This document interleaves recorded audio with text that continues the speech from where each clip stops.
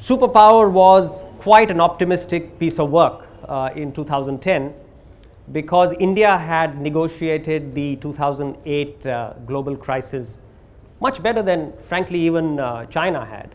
But what I hadn't bargained for, and therefore I think my hypothesis got slipped by a few years, was the utter stasis in policy making that would follow 2010. So it's quite well known how we completely mismanaged our economy 2010 to 2012-13. The second piece of work which picks up from there and actually factors in America into the equation of India and China. Therefore, it's really a triangulation of these three countries. I make a proposition that the 21st century will be the age of super economies, just as the 20th century was the age of superpowers. 6 to 7 years of the Second World War created the age of superpowers.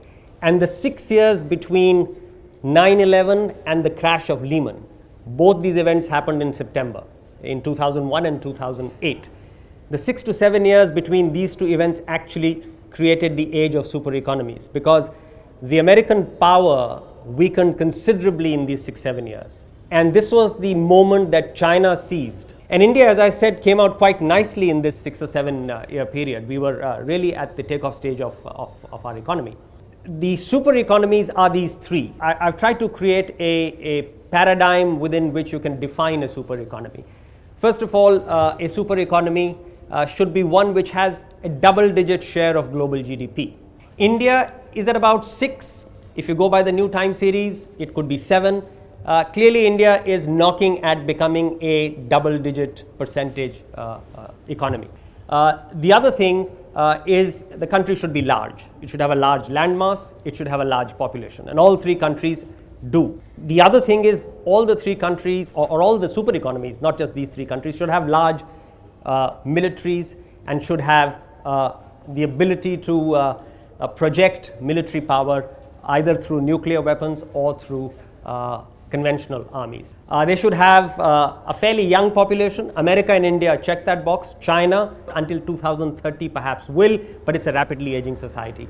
To be a super economy, you have to be close to the theater of geopolitical action. And that's again where China and India check the box because most of geopolitical action is now in the Asian theater.